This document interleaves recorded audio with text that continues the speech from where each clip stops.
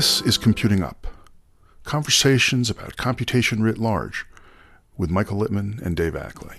This episode was recorded March 8th, 2022. Hey, Dave, do you celebrate Pi Day? Pi Day, I mean, I know about the thing. I don't actually, I don't actually eat pie anymore, so I'm not sure how I would celebrate it. Do you? Well, it's pi with pi, so it's really about the ratio of the radius to the circumference. So you don't have to eat pie. It's not. I thought it was a day celebrating principal investigators and the tremendous responsibility they have. Or private investigators. Well, okay. Well, I mentioned that because it's March and I'm away from home. I'm still in Atlanta, and I don't know who I would celebrate with or whether it's a COVID dangerous thing to celebrate Pi Day. But so I mean, what day is Pi Day? The 14th? 314, yeah, exactly. I see. Okay. I mean, it could be 4:00 on March 1st. That's true. It is typically celebrated on the 14th of March. And It originally came from an event held, I believe, at the Exploratorium in San Francisco. And I mentioned that because our guest today his home base is in the Bay Area. And we have with us Andrew Critch. Andrew, thanks so much for joining us. Michael and Dave, thanks so much for having me. Hey, it's great. Now I think we have a terrific track record of inviting people onto the podcast. Where's that going to go? Oh man, of inviting people with a lot of interesting characters, and I think you are a very interesting character. I'm very excited to sort of see how this goes. I've had the pleasure of talking to you one-on-one maybe half a dozen times, and every single time I leave with my brain a little bit expanded, and you just make me think deep and fun thoughts, and I thought it would be delightful to have you on the podcast and to meet Dave, who also often makes me think deep and interesting thoughts. And so I think this is going to be a really good matchup. Thanks, guys. Cool. All right, well, so let's kick things off. So Andrew, tell us about the position that you have now and what some of the positions you had kind of leading up to this, because you had an interesting path, I think, through mathematics and now very much into thinking about broader social issues and computing. And so how do you see that trajectory? Sure. Yeah, I guess the 1-minute version is I really liked math as a really little kid, and my parents didn't toss me out for that.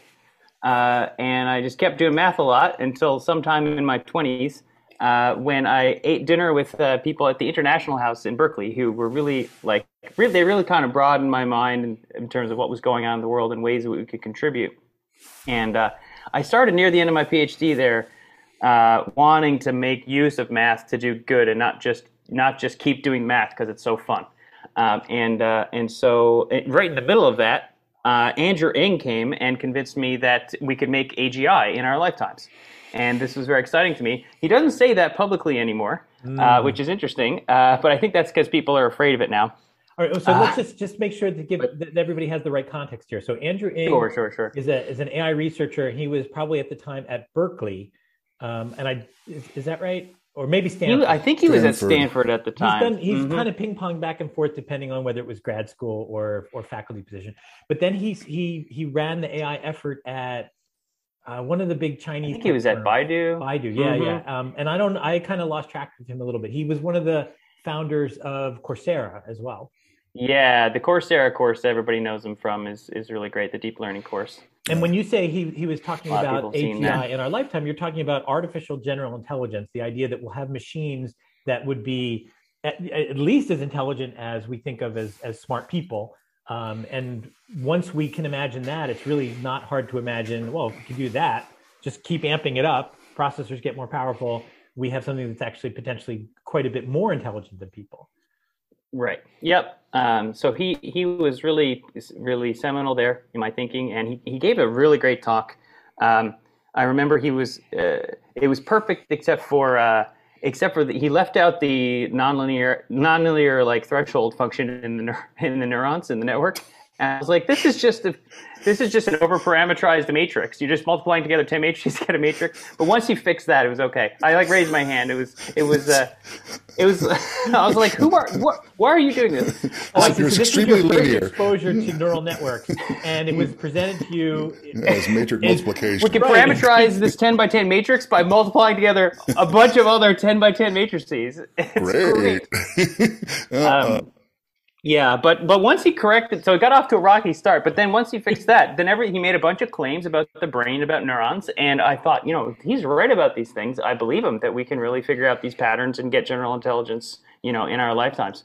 So I went home and didn't believe him, but read all his references, and then that took 6 months of learning about how neurons work and stuff. And I didn't learn everything, but I learned enough to be convinced.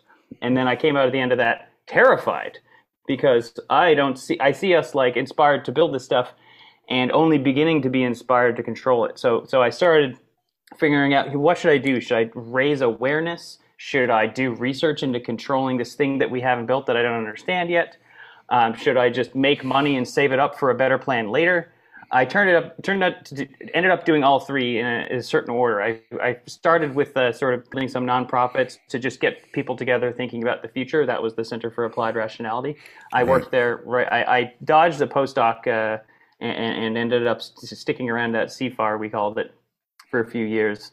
And it sort of pivoted away from the future modeling stuff. And after I left it drifted a little bit and stopped being about that as much, at least my conception of it. But for a while, I think that we were doing really focused kind of expand people's productivity and reasoning efforts for addressing the future.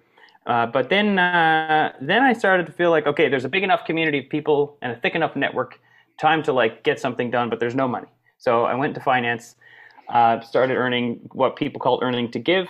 And I came out of that with negative $7,000. Well done. And then got a job at a nonprofit to pay my debts from working as an over-enthusiastic donor.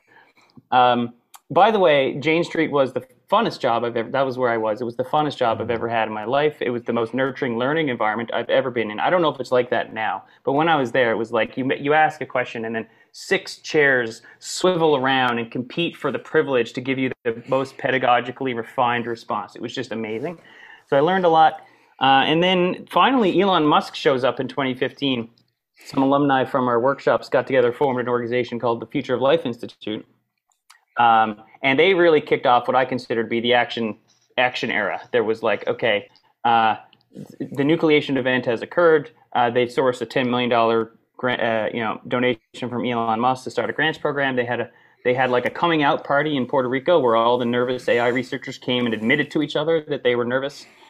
And then that sort of nucleated a whole sort of community and growing effort to start doing research now on what do we do about AI as it progresses and make sure that it's beneficial to humans. So then I was like, okay, I can't compete with Elon Musk's millions. I don't need, I should just do the research.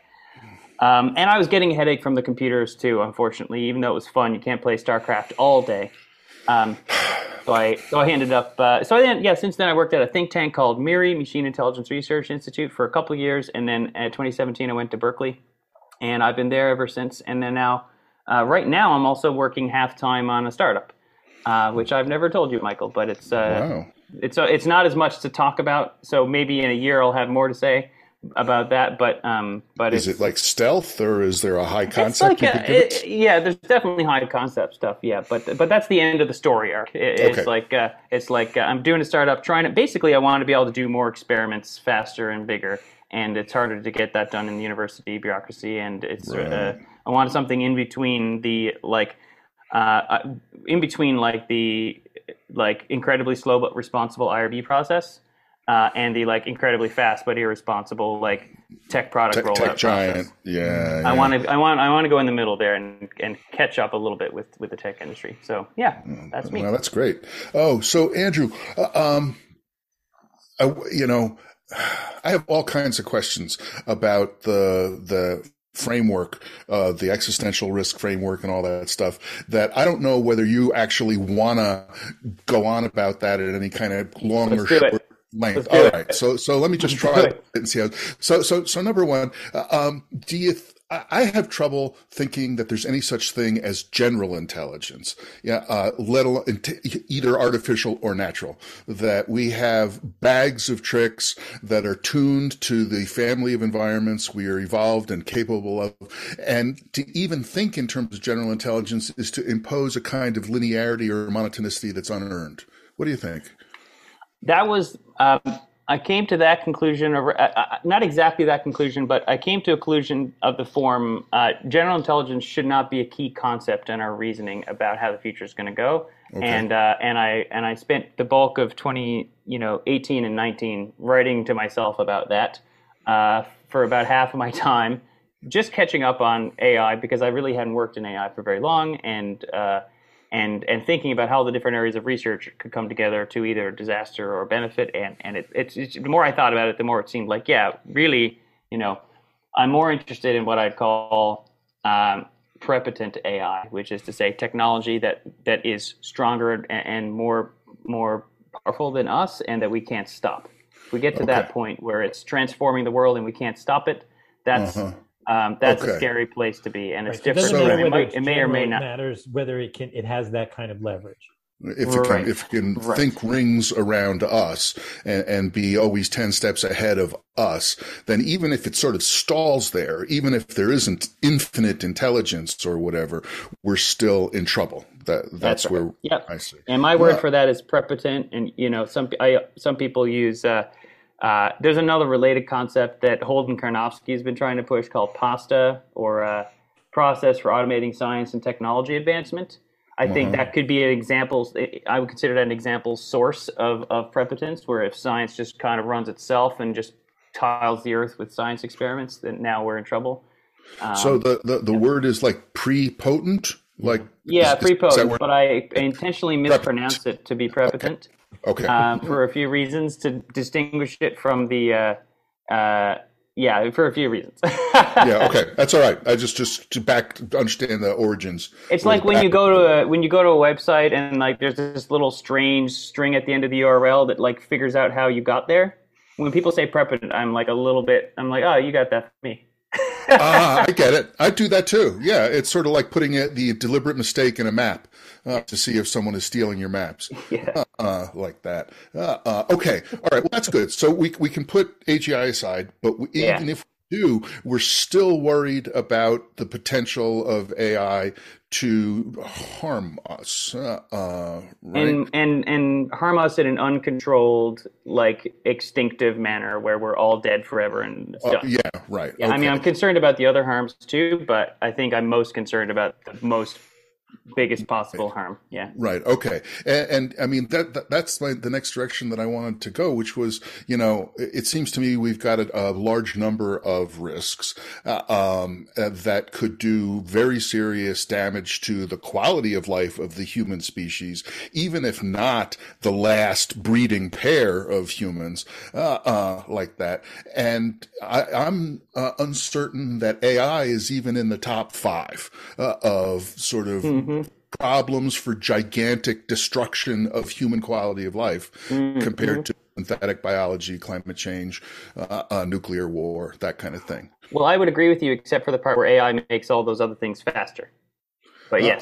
Okay. All right. So right. Just like, it's the stupidity of building gigantic weapons is on us. But then if an AI can come along and push the button, well then. Or build more weapons faster and invent more things. It's more just like a lot of, like, human bodies are fragile, right? So part of the reason you would notice many things that could kill us is that there's just like a very small, like, measure space in phase space where we're viable. Alive. Yeah.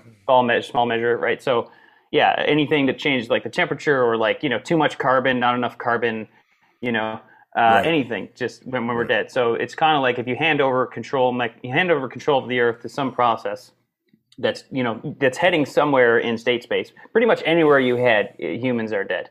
And unless you're constantly grabbing the earth and pulling it back into the state where the humans can live, it's not going to happen. And so I'm mostly worried about us losing our ability to grab and pull back.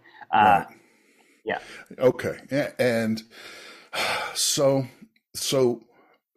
in other words, yes, synthetic biology, for example, seems to me to be the easiest alternative for existential risk. Get some gene drive going and we're extinct in 3 generations, like that. And then we're going to think, damn, I wish I had that AI to download myself into, since we can't make any more meat. Right. True. That yeah, I like. There's a nice essay by Eliezer Yudkowsky called "AI is a Positive and Negative Factor in Global Catastrophic Risk," and I think that's you got to remember the upside. Right. Okay. So, I mean, because to me, I come from a sort of engineering background. I'm all about building stuff and seeing what works and what doesn't work, and very much not about trying to prove stuff like that. And I have a lot of hesitancy about how much genuine leverage you can get from provability, as opposed to engineering, as opposed to actually trying it. And I feel like I have theorems that prove you are right. So please continue. Right. So theory works in practice. No, theory proves that practice works better in practice than theory. Okay. For that's worth. Yeah.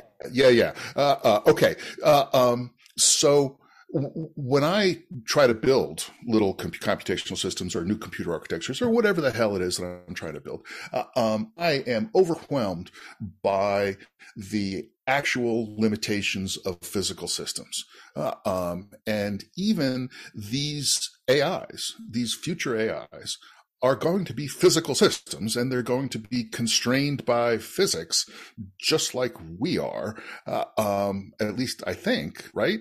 I mean, none of my worries hinge on AI sort of cracking physics. I wouldn't say it can't, but I don't need that to be worried. So go on. Yeah. Okay, all right. Well, but that's an example of where is it supposed to end? How powerful is intelligence supposed to be? Is it able to do anti-gravity? Are we talking warp drive? Time travel? What is it that intelligence can't do? Period. Go ahead. I was going to say, I think that's an interesting question. If I felt like we had time to answer it, I'd want to delve into it. But I feel like we neither have time on the podcast nor on the planet to answer that question.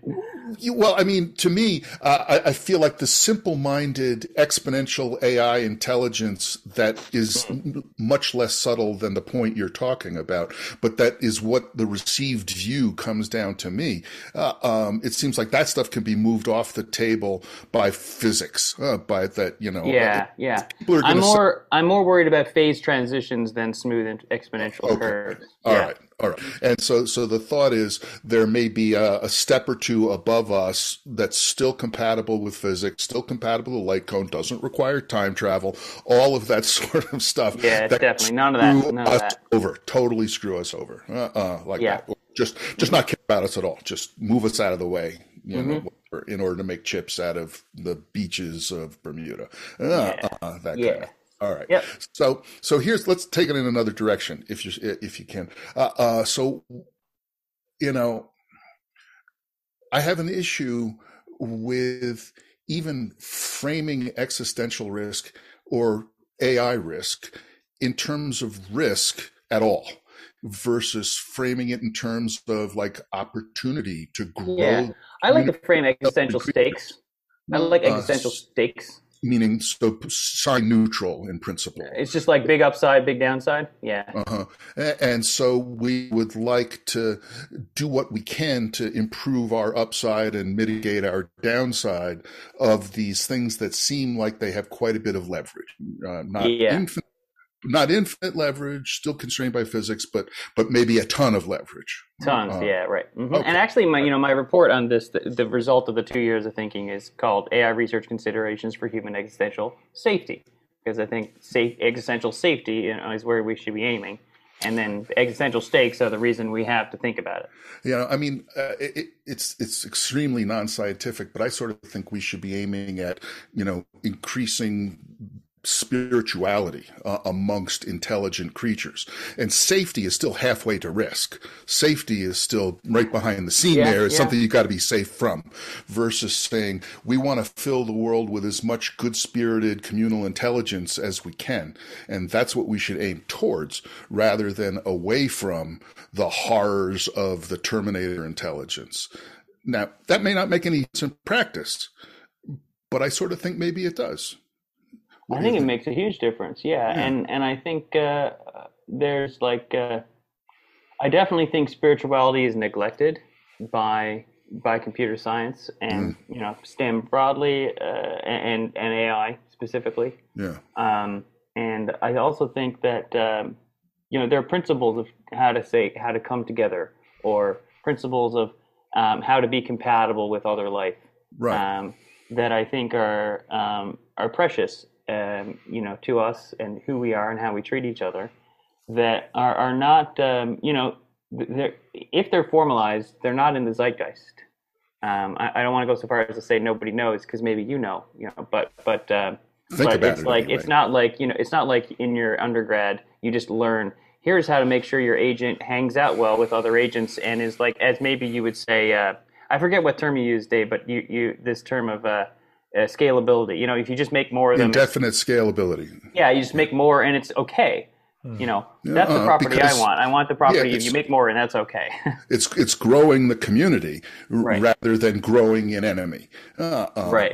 That. And that we may, in fact, have quite a bit to say about whether we're growing a community or growing an enemy, depending on how we go about trying to grow it. And also how we orient towards it, too. I don't want to neglect that. No, absolutely. Yeah, and that's that can be a spiritual thing, too, so... Right. I wonder if I'm missing a step here. So Andrew, you said that early on, you listened to Andrew Ng and you started to learn more about things, and then you got scared. You got really worried. Yeah. And I feel like maybe we're not with you quite yet. Like, what is there to be scared of? And yeah, I guess I think there's a historical context. I think for why I think it made sense to be. There's two reasons to be scared. One is the presence of a bad thing, and the second was what looked to me like inadequate preparations for that. And I've reduced my I've updated a bit on the inadequate preparations thing. I see more people thinking and preparing, so I'm still quite worried for longer, farther away risks than just the immediate transition. But the immediate transition to superhuman intelligence, if you ask me to bet, I'm thinking even odds, maybe a bit better than even, that we're going to go through it, and it's going to be real good and exciting for a decade or something like that. So I'm not. A lot of the people who worry about existential risk think that there's going to be this moment where we've crossed the human threshold, or we crossed the super smarter than a community threshold or something like that, and then it just kind of breaks out and kills everyone. I think this view is not crazy. I put some probability mass on it, but it's not the mainline story that I personally worry about. And I worry more about what happens 10 years later with the ensuing chaos and competition and between entities with these capabilities sort of leaving us in the dust, and we choke on dust. I'm more worried about that. So, but in terms of the why I felt like we were inadequately preparing, is just, prior to 2018, people in computer science just did not talk about negative outcomes in computer science, except for computer security specifically. And happily, this guy, I think it was Brent Hecht, wrote this article. I'm going to fact check myself here. On I don't know him, but it was called "It's Time to Do Something." Where all grant applications and all papers only expound the virtues and benefits of computer science, and you're never how could this go wrong? That's not a good way to prepare. That's not a good way to make sure you don't hit the wall. So that's a really sensible perspective, independent of superintelligence or anything like that. The sort of idea that a mature field thinks about the negative consequences of the new things that they're doing, and maybe chemistry got there at some point, and maybe physics got there at some point, but computer science was really late to that level of maturity. I think that's spot on. I think that's really insightful. I think so. I was the chair of the panel that put together the AI 100 report earlier this year, and that was one of the conclusions that we came to, that we're starting to see that the crest of that hill, to realize, wait a second, as a field, we need to not just be walking around saying, hey, you know what else would be great, but to say, okay, what are some of the consequences of the things that we're doing? So I really respect that you kind of had that view. I mean, yeah, so that was like a big relief to me then in 2018 to see someone totally ideologically disconnected from me, but for apparent commitment to honesty, just wanting to say, hey, stop with this delusion speak, and let's all say this could be some bad things. And then I thought, okay, maybe, and if I look back at the past 20 years, I think a lot of the worry and fear like formed in clusters of very intelligent people, like, give them an SAT or whatever you want, they're going to do great. Intelligent people that could reason from first principles that it is totally possible for humans to build machines that sort of outstrip us on the planet. But no one's talking about it except for like movies for entertainment. No one's serious. No one in AI, and you go to an AI research, like, no, that's never going to happen. It's like, and there's just like so there was a kind of gaslighting phenomenon where it's like, but am I crazy? Am I crazy for thinking this? And the answer is like, yeah, you're totally crazy. Yeah, that's a crazy person thought. And then it's like, but I don't feel crazy. Let me go check my reasoning again. And I can write it down. It's like, no, it seems like it's not crazy, but like, let me check again. So there's like a couple of decades of gaslighting that happened to some smart outsiders that were like kind of afraid because they're on the outside. And now I think, if you take this 2018 time to do something paper, if you sent that back in time to 2020, I think we'd have a much more measured, less triggered relationship to these topics. I think it would be like, yeah, we're getting ready to make sure it's all good. We've got these alarm systems, like it's just so, but unfortunately we're not there. And I think it's still taking a few years for it to catch on, I think. Well, so on the one hand, I think, yes, absolutely. I think computer science has been guilty of tremendous hubris, and the big tech companies, deploying all of this stuff, as well. And mostly that's a separate conversation about externalizing all their liabilities and so forth. But, they're, and belittling anybody who's trying to raise a warning flag. I can see that too. On the other hand, the worst case scenario that the less wrong folks and all that, were fixing on, does seem to me to have so little probability mass on it. You actually work through it. Imagine. Yeah, I agree. It's the big conjunction. It's kind of a big conjunction, and I'm more about the disjunction of ways we die than the conjunction of specific way that we get destroyed. So on the one hand, to say, is there a worst case scenario where the AI deceives us all the way up to the moment we all fall over dead? Yes, that's possible in principle, but no, it's not going to happen, I think. And so there are so many other things with so much more probability mass of screwing over so much of human life before that.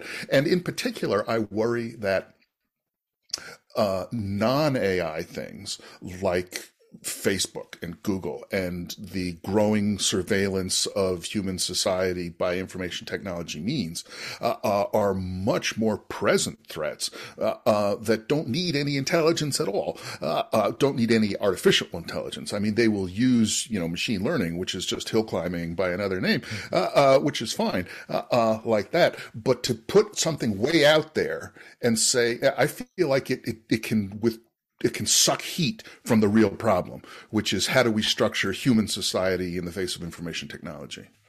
So I disagree with both sides of that debate, frankly. I don't think it's healthy to be like existential risk is a distraction from all the present dangers. And I also don't think it's healthy to say that the present dangers are a distraction from existential risk. I think things that kill humans on a small scale can kill them on a large scale. Things that are a little bit bad for humans on a large scale can get really bad for them on a large scale to the point that they're dead. So I think there's lots of continua from like small scale or like, weak large scale effects. And by weak, I mean like it doesn't kill you, it just makes your life worse.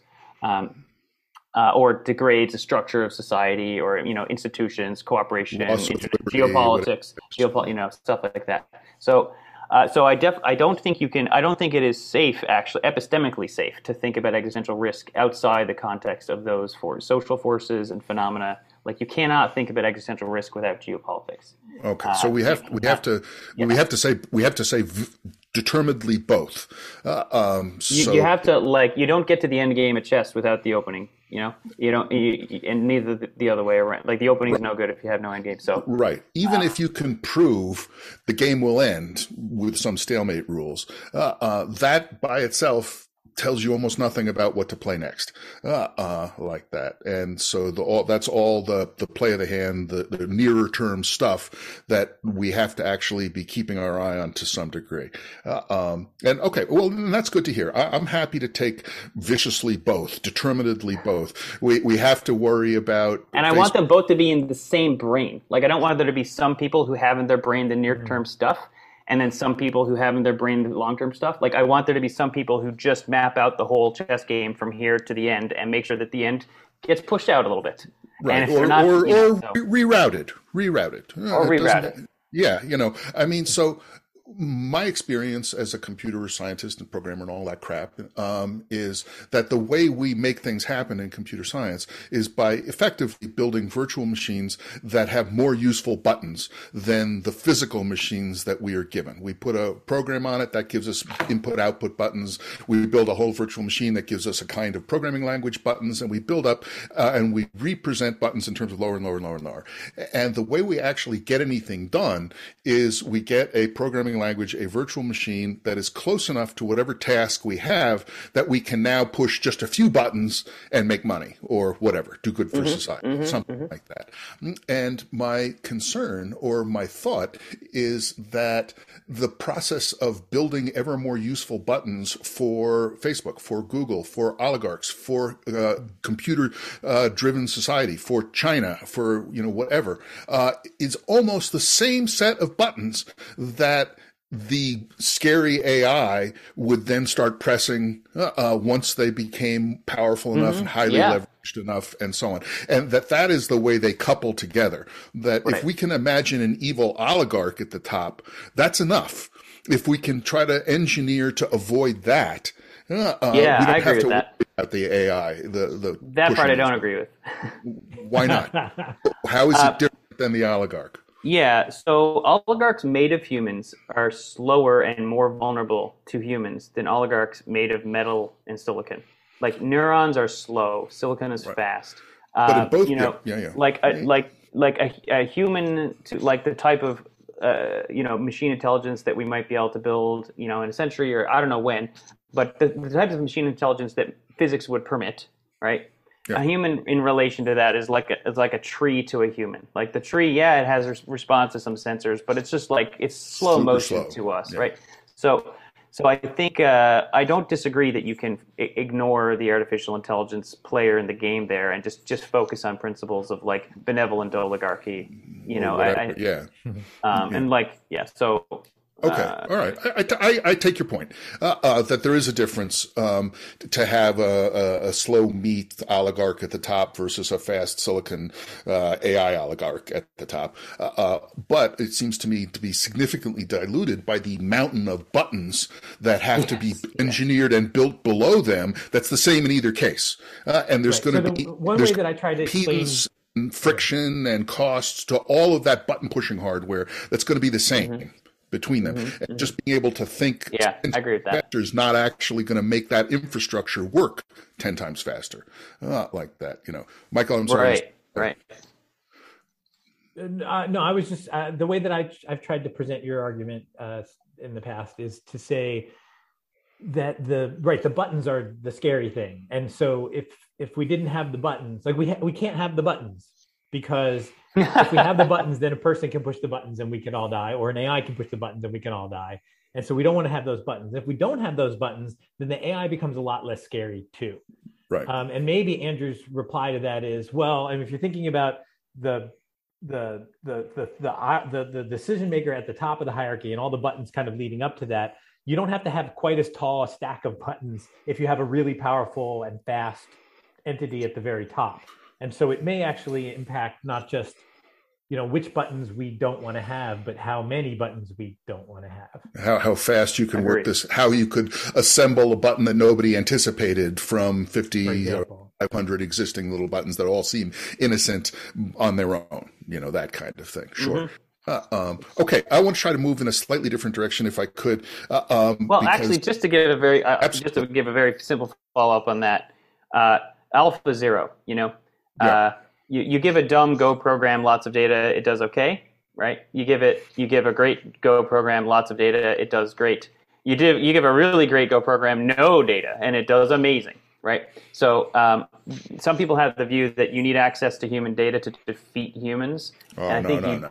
You basically just need access to physics, and so, so we don't want too many buttons with that kind of access. Well, I mean, yeah, sure. I think, Go is a wonderful example of, a combinatorial, but small combinatorial in terms of real reality problems that you face out there. And I don't think the AI, no matter how G, is going to escape combinatorics. And that's going to matter in terms of the friction of their intelligence and problem solving and so on. But maybe shift gears a little bit. I think, one of the things that took me the longest time to get to, so I am a convert to this idea, is that large-scale systems should be designed with structure at all scales. That every time you go up to have 10x or 100x of whatever your lower level is, you need, Andrew is with me on this, like that. And Wait, so Andrew's that's a little too quick because I don't think I'm quite getting it yet. So what does it mean to have the same structure? Let me set it up and then we'll make sure that we cycled around to it. And so as an example, Facebook is trying to avoid structure at all scales. It's trying to have the individual Facebook user and Facebook and nothing in between. And anything that's in between is still them, like a Facebook group.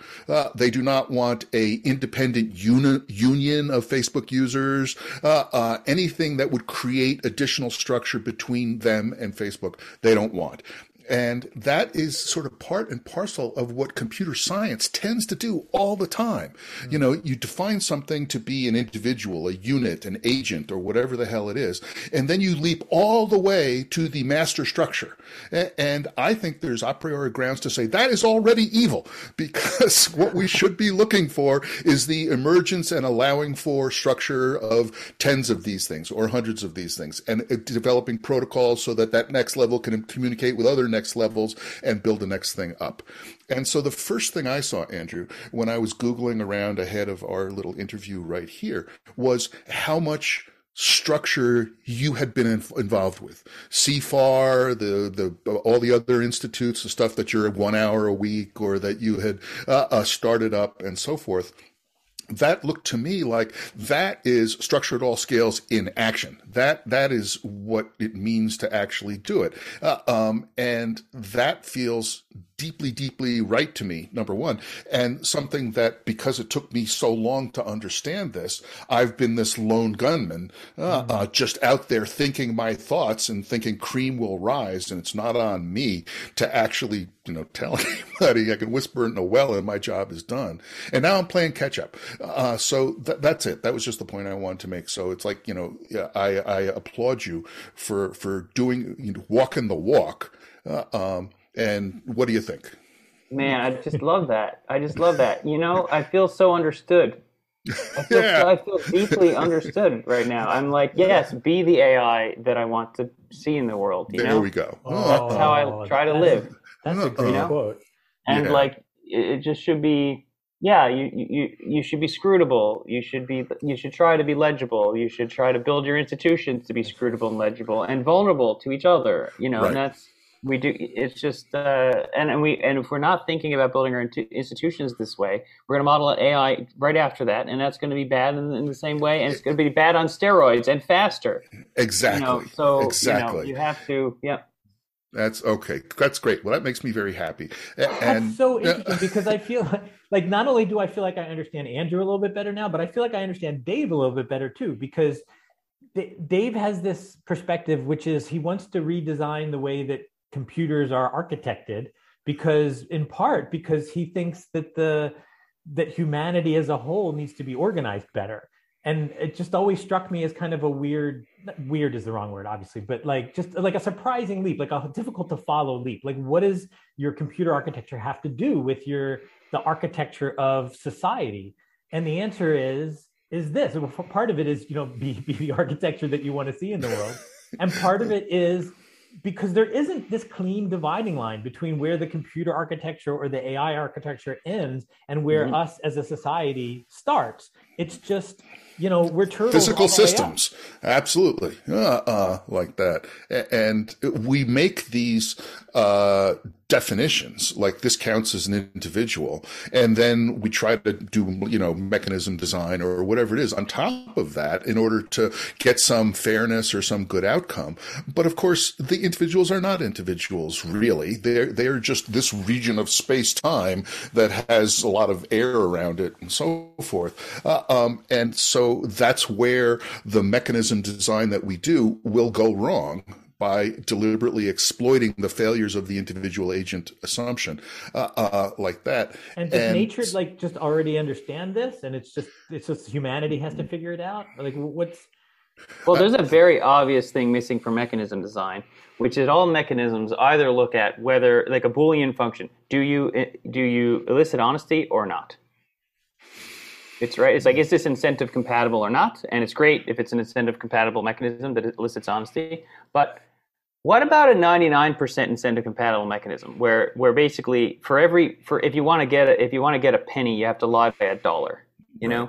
That's a costly. There's a cost to that, and no one's looking at these kind of soft mechanism properties where you could, if you just have a little bit of good faith between the participants, is enough. You don't need a lot of good faith, just a little. This is a scalar approach to mechanism design. I just see almost no work in this.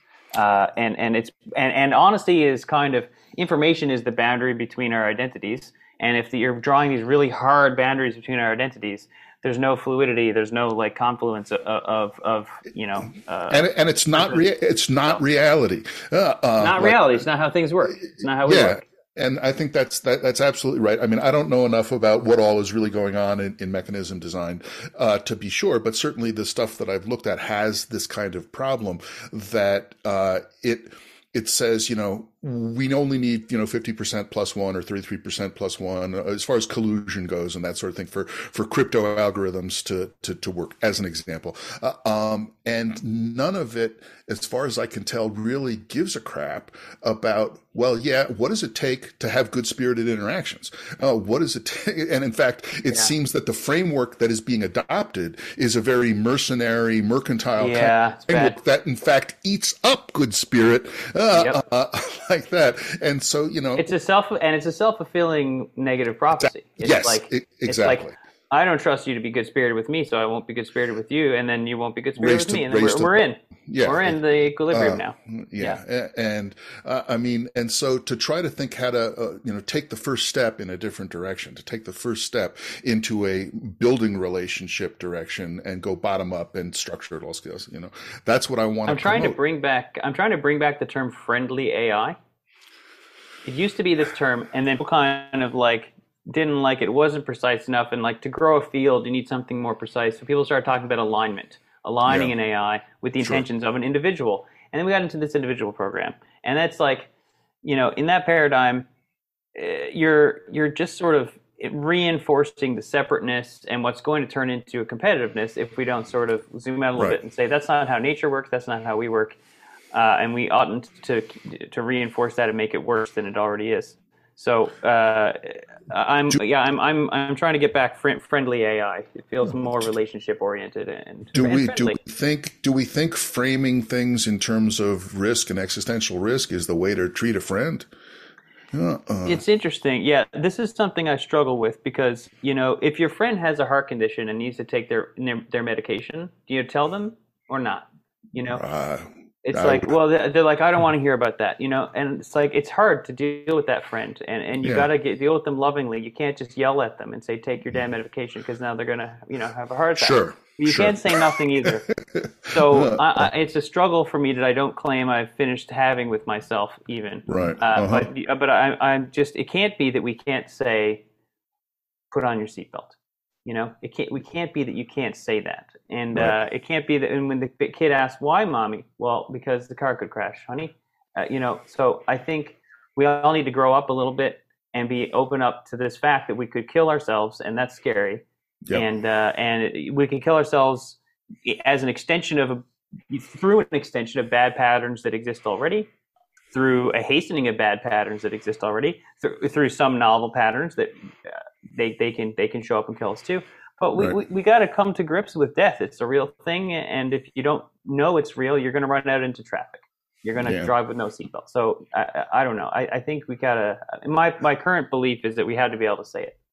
I believe I try to pitch computational paganism, that in fact we can look out in the world and we can see things that have sort of little degrees of life, little degrees of struggling to preserve their pattern. And my example is, you know, a tiny little eddy in a stream that it's going around and around. It's a little whirlpool. It's actually taking some energy from the stream. It preserves itself, but it's so delicate. You know, you flick one little rock and it's gone. And in the computational paganism views is we can see a little bit of life there. And the thing that I like about this attitude is it encourages seeing sameness instead of otherness. It encourages seeing life out there. And, you know, when I even do my stupid artificial life worlds with stupid little agents that are 32 frickin' bits in their brain, you know, I identify with them. Of course, I don't really believe they're entitled to civil rights that I am and so forth. But computational paganism says, you know, we can see them as struggling to preserve their pattern and succeeding or failing. And I think if we can get that attitude, if we can dig that attitude in and apply it to computer programs as they grow, long before they become anything like generally intelligent or even kinda intelligent, then we have a much better basis for saying, these guys are my friends. How do I know it? Because I know it. The same as the way I know Andrew Critch is my friend or whatever it is, because we've had all these interactions. And that's the path to success. And how to get there, I'm not sure. I think you'd like my company. Which one's that? You got a bunch. This new one. It's called Incultured.ai. Okay. And Cultured. Yeah, Incultured.ai. And our business plan is still in the works, and it's not going to be private forever. But it's, you know, when we have a product, it'll be clear what the business plan is. But we're very much digging your vibe here.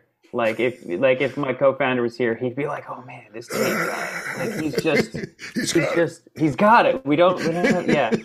Well, that's the wonderful. But what it really is like we got it, right? Because we're younger. Sure. So, no, hey. But I think maybe we got it. I think maybe we got it. And actually, you know, I was looking. You know, once I came to this view that, you know, the hard boundaries between agents are harsh and maybe a little dangerous to have too many of them. Right. And have them too hard and calcified and then brittle and then catastrophically shattered, you know. You can't put too much leverage on them. You have to limit the leverage that you put on an agent being IID, being independent like that, because they only got so much. And I'm sorry, I interrupted. Well, yeah. So I came to this. I came to want to building a certain kind of experiment and a certain kind of testing framework for, like, people talk about AI safety, like, you know, is my AI going to hurt me? Or, but I want a little simulated culture where you can introduce a new algorithm and see that algorithm show up and help and be nice, instead of, you know, replicate and destroy.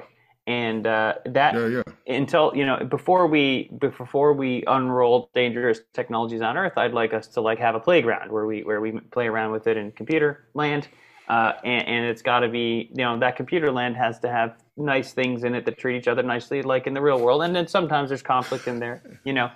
Absolutely. So anyway, I was looking for someone who would like want to actually build this stuff, and then my old friend from grad school just calls me up. He's like, "Guess what I'm building?" And I'm like, "You're building what I want. We should be a team." Kismet. But he just like resonated with me the way that you did. And if it was you first, I would have been like, "Do you want to start a company?" Well, I am petrified about starting companies. Okay. In the last couple of years, with great trepidation, I have started the Living Computation Foundation, which in fact Michael is on the board of. Like Typing that. and Googling. Like that. And it's, just to try to start wrapping these ideas together and to provide a framework for all of this stuff. And, I see you as being so much farther downstream of all this, with multiple organizations under your belt. And I don't know that I can catch up, but I can certainly be a cheerleader and help, spread the ideas and spread the zeitgeist. Wow. I didn't know about this thing. I'm just staring at it right now. It's probably it's not super entertaining for the listeners, but let it be known I'm enthralled by the website. Moving on. Let's maybe we're almost at the top of the hour anyway. Okay. So maybe we should declare victory here. Well, we should definitely include links to whatever of Andrew's organizations are linkable at this point. And of course, living software board How member. LCF, Living Computation Foundation. There it is. I thought the world wasn't quite ready for computational paganism. So I think the world is not quite ready for computational paganism. Living computation. But the way that you were presenting it, it sounded kind of like, well, everything's a little bit alive, right? All computational objects are a little bit alive, and it's just a matter of degree. Exactly. I mean, and in the limited case, it's not very much, and you might as well say zero. The rock that is just sitting on the ground that will not do anything to preserve itself except be made out of rock. That's kind of the limit in one direction. But there's so many things before you get to even viruses, all the things that people put up as the normal edge cases for living things. And I'm like, no. Anywhere you see a pattern struggling to preserve itself, that's where you got a little bit of life. That's where you see it. The key is pattern struggling, the pattern doing the work to preserve itself. That is it. Yep. Wow. And it sounds to me like Andrew's mission is to preserve the things that are preserving life. Preserve us, which. But we can't preserve us in a harsh, exclusive, way. Exactly. It's just going to put us at odds with all the other things that want grow the us. Grow the us. Like that. But I do want to preserve us in particular, though. I think it's doable. I think we can do us and. Yes. Yeah. Absolutely. I call this the us and principle. I don't know if you've ever heard of it, but it's very popular now. The us and principle for cooperating. When I was going up for tenure a long time ago, and I had to write my statement. I said, I am a computational humanist, that everything can be seen, life can be seen as computation. It all matters. And I want to privilege humans because I am one, like that. And that sounds very compatible, with the us and, and well, hey, this has been super fun, Andrew. I'm so glad I got a chance to meet with you and chat with you. I would, love to have more chances down the road. We'll see what happens, like that. But thank you so much. Ditto. Thanks, guys.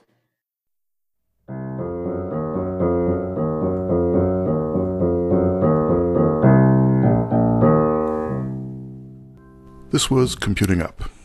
Thanks for listening.